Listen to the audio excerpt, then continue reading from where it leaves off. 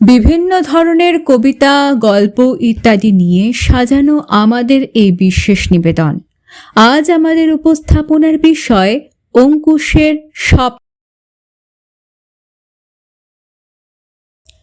ডিসেম্বরের দিক, শীতের ছুটি পড়তে বেশি দিন আর বাকি নেই। অঙ্কুশের কিছুদিন ধরে খুব মন খারাপ। অনেক কিছু মনের কোণে উঁকি দিচ্ছে তার। অঙ্কুশ কর্মসূত্রে লাদাখে থাকে সস্ত্রীক।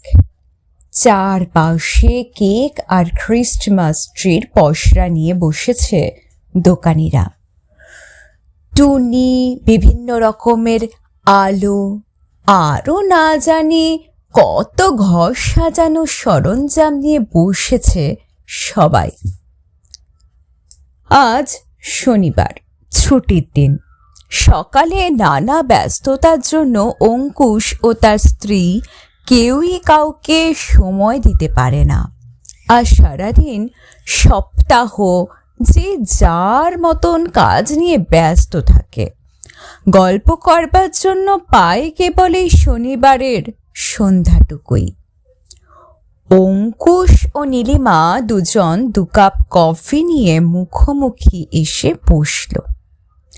কফিতে একটা চুমুক দিয়ে অঙ্কুশ বলতে শুরু করে, বড্ড প্রিয় আমার শহর কলকাতা। সেখানে এখন বড্ড শীত বোধ হয়। পরশু বড়দিন, জানো?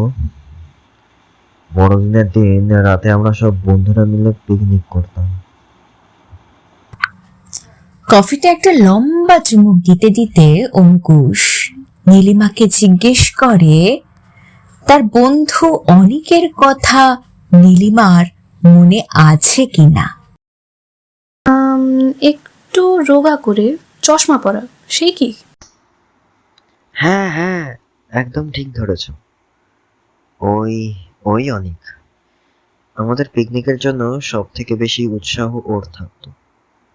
কালী পুজোর পরই বলে রাখতো, ভাই, এবছর পিকনিকটা হচ্ছে তো? স্মৃতির অতলে ডুবতে থাকে অঙ্কুশ। একটু পর কফি শেষ করে আবার বলতে শুরু করে অঙ্কুশ, নীলিমা, মায়ের কথা খুব মনে পড়ছে জানো। এই শীতে আমাদের কখনো সোয়েটার টুপি কিনতে হতো না। নিউ মার্কেট থেকে বাবা মোটা উল নিয়ে আসতো জানো। মা সেই উল দিয়ে আমার আর বাবার জন্য সোয়েটার, টুপি বনে রাখতো। মায়ের বানানো মোটা কাঁথায় শীত বাবাজিও উপকাত হয়ে যেত। জানো, প্রতি বছর শীতে বাবা আমাদের নিয়ে চিড়িয়াখানায় যেত। আমার বিশেষ আকর্ষণ থাকতো মায়ের হাতের বানানো বিভিন্ন সুস্বাদু খাবারের দিকে।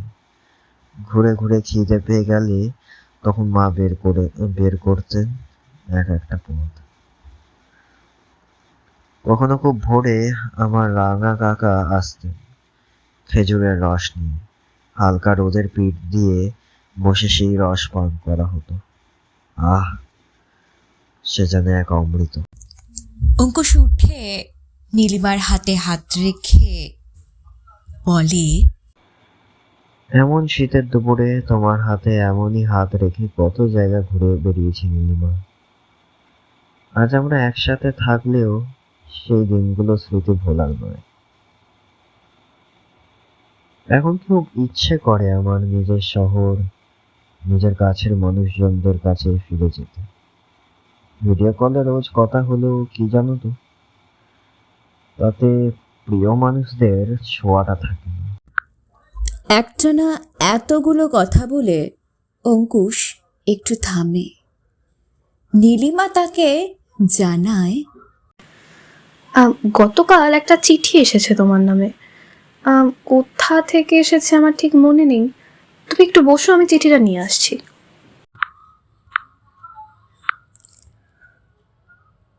এ কথা বলে নীলিমা অন্য ঘরে চলে যায় চিঠি আনতে।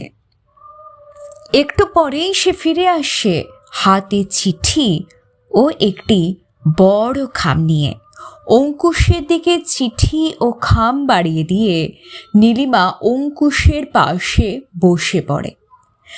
চিঠিটি অনেকের বিয়ের কার্ড, এবং চিঠিতে অনেক লিখেছে, তুই বিয়ে করে লাদাখ চলে গেলি ভাই। এই পিকনিকের আশায় আমি পৃথিবীর যে প্রান্তেই থাকি ঠিক চলে আসতাম নিজের পাড়ায়। এখন নিজেকে দাঁড় করিয়েছি, একটা ভালো চাকরিও করি।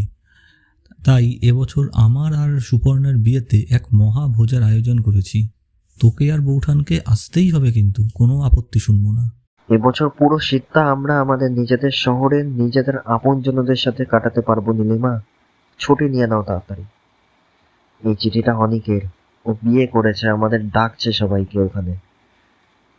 এই সুযোগে প্রিয়জনদের সাথে সময় কাটাতে পারবো অনেকটা। এ কথায় নীলিমা কোনো উত্তর দিতে পারল না, কেবলমাত্র ঘাড় নেড়ে তার সম্মতি জানালো। নীলিমার চোখে ভেসে উঠল একটি মুখের প্রতিবিম্ব, সেটি তার মায়ের। তারা লাদাখে চলে যাওয়ার কিছু মাসের মধ্যে তার মা ইহকালের মায়া ত্যাগ করে পরকালে চলে গেছেন। সে খবর সে পাওয়া সত্ত্বেও সে সময় সে সেখানে উপস্থিত থাকতে পারেনি। আজ সে তার নিজের শহরে ফিরছে। নিজের প্রিয়জনদের কাছে তারও যেতে ইচ্ছে করছে, কিন্তু সব থেকে আপনজন সে আর নেই। এতক্ষণ শুনছিলেন অঙ্কুশের স্বপ্নপূরণ। কেমন লাগলো জানাতে ভুলবেন না। কণ্ঠে সূত্রধর আমি ইন্দ্রাণী, অঙ্কুশের চরিত্রে ইন্দ্রনীল পালিত, নীলিমার চরিত্রে সরণিতা এবং অনিকের চরিত্রে রূপায়ণ কর্মকার।